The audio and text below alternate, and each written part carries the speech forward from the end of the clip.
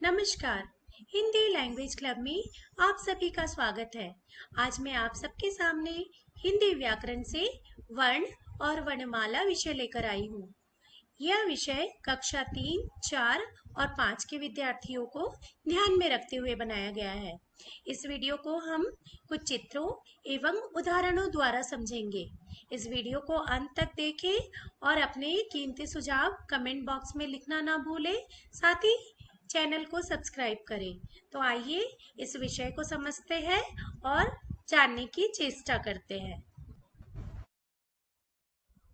तो आज का हमारा पाठ्य विषय है वर्ण और वर्णमाला। इससे पहले के एक वीडियो में मैंने आप सभी को भाषा के दो रूपों से परिचित करवाया था, मौखिक भाषा एवं लिखित भाषा। लिखित भाषा में वर्णों का बहुत महत्व होता है। आप सभी जानते हैं कि मनुष्य एक सामाजिक प्राणी है। समाज में बने रहने के लिए वो अपने मन के भावों एवं विचारों का आदान प्रदान करता है।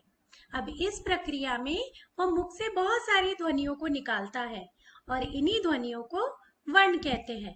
तो आइए चित्र के माध्यम से इसे समझते हैं। इस चित्र को ध्यान से देखिए। यह एक कमल का फूल है। अब यहाँ पर हम कमल शब्द को लेते हैं। कमल शब्द 3 वर्णों के मेल से बना है, क, म, ल। अब ध्यान दीजिए कि हर वर्ण के उच्चारण में अ की ध्वनि छिपी हुई है। तो आइए इसे आगे समझते हैं। कमल शब्द में यदि हम अक्षरों को या वर्णों को एक दूसरे से अलग करें तो हम इसे इस प्रकार लिखेंगे, आधा क जमा अ जमा आधा म जमा अ जमा आधा ल जमा अ। अब यदि हम इन वर्णों को भी अलग अलग करना चाहे तो ये संभव नहीं है, अर्थात इनके टुकड़े नहीं किए जा सकते। इस तरह से हम कह सकते हैं कि भाषा की सबसे छोटी इकाई को या सबसे छोटी ध्वनियों को वर्ण कहते हैं। वर्ण के दो भेद है या इसके दो रूप हैं, स्वर और व्यंजन। स्वर के अंतर्गत वे वर्ण आते हैं जिनका उच्चारण हम स्वतंत्र रूप से करते हैं, यानी जिनके उच्चारण में हमें किसी अन्य वर्ण की सहायता नहीं लेनी होती है। इनकी संख्या 11 है। व्यंजन वर्ण वे होते हैं जिनके उच्चारण में हमें स्वरों की सहायता लेनी होती है। इनकी संख्या 33 है। तो आइए जानते हैं कि कौन कौन से वर्ण स्वर के अंतर्गत आते हैं और कौन कौन से वर्ण व्यंजन के अंतर्गत आते हैं। स्वर के अंतर्गत अ, आ, ई, उ, री, ए, ओ, औ। तो ये 11 वर्ण स्वर के अंतर्गत आते हैं और इनका उच्चारण हम स्वतंत्र रूप से करते हैं। व्यंजन के अंतर्गत क, ख, ग, घ, अंग, च, छ, ज, झ, इय, ट, ठ, ड, ढ, ण, त, थ, द, ध, न, प, फ, ब, भ, म, य, र, ल, व, श, स, ह। तो ये 33 वर्ण व्यंजन के अंतर्गत आते हैं। वर्णमाला को समझते हैं। जब हम स्वर, व्यंजन एवं अन्य कुछ वर्णों को एक समूह में रखते हैं या एक क्रम से लिखते हैं तो वे वर्णमाला कहलाते हैं। हिंदी वर्णमाला में कुल मिलाकर 52 वर्ण हैं। अब उदाहरण के द्वारा समझते हैं। जैसे एक मोती की माला होती है, उसमें हम क्या करते हैं, मोतियों को पिरोते हैं। मोतियों को पिरोकर ही वह एक माला का रूप लेती है। इसी प्रकार से जब हम सभी वर्णों को एक व्यवस्थित क्रम से लिखते हैं या व्यवस्थित रूप देते हैं तो वे वर्णमाला कहलाते हैं। अब वर्णमाला का जो एक रूप व्यंजन है, तो उसमें जब भी हम व्यंजन के अंतर्गत के जो भी वर्ण है जिनका हम उच्चारण करते हैं तो उसमें हमें स्वर की सहायता लेनी होती है। सभी व्यंजनों में अ की ध्वनि छिपी होती है और जब हम व्यंजन से स्वर को अलग करते हैं तो व्यंजन के मूल रूप को दर्शाने के लिए हम हलंत या हल चिन्ह का प्रयोग करते हैं। देखिए कुछ उदाहरण के द्वारा समझते हैं। क, च, र, प ये सारे व्यंजन वर्ण है। अब देखिए व्यंजन और स्वर का मेल किस प्रकार से हो रहा है। आधा क जमा अ, यहाँ आधा क का मूल रूप है, व्यंजन का मूल रूप है और इसके साथ स्वर अ जुड़ा हुआ है।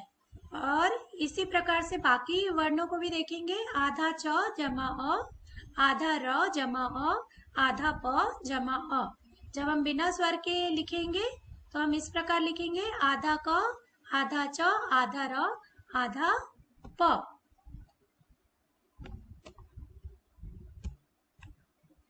इन वर्णों के अलावा और 4 वर्ण हैं जो कि संयुक्त व्यंजन के नाम से भी जाने जाते हैं। तो कौन कौन से वर्ण आते हैं। छ, त्र, ज्ञ, स्र। तो ये चारों वर्ण संयुक्त व्यंजन कहलाते हैं क्योंकि ये जो व्यंजन है वे 2 या 2 से अधिक व्यंजनों के मेल से बनते हैं। अब देखिए श का जब अगर हम वर्ण विच्छेद करें तो हम इस प्रकार लिखेंगे आधा क जमा आधा स जमा अ। उसी प्रकार से त्र का आधा त जमा आधा र जमा अ। ज्ञ का आधा ज जमा आधा न जमा अ। और श्र का आधा श जमा आधा र जमा अ। और यदि हम इन वर्णों से शब्द बनाए तो हम इस प्रकार के शब्द बना सकते हैं। श से क्षत्रिय, त्र से त्रिशूल, ज्ञ से ज्ञानी और श्र से श्रमिक। 2 वर्ण और भी वर्णमाला में लिए जाते हैं जैसे कि ढ, ढ।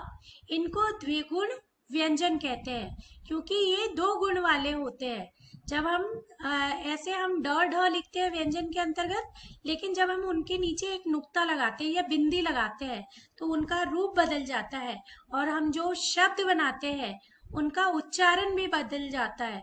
जैसे ड से डमरू, ढ से पकड़, ढ से ढोलक, ढ से पढ़, ज से जल, ज से जमीन, फ से फूल, फ से फिल्म। तो इस तरह से हम नुक्ता लगाकर इनका प्रयोग करते हैं और ड, ढ आपके द्विगुण व्यंजन कहलाते हैं। अंग, अह ये जो 2 वर्ण है इनको अयोग वाह कहते हैं क्योंकि ये ना तो स्वर है और ना ही व्यंजन है। ये दोनों के मेल से बने हैं लेकिन ये ना तो स्वर के अंतर्गत लिए जा सकते हैं और ना ही व्यंजन के अंतर्गत लिए जा सकते हैं।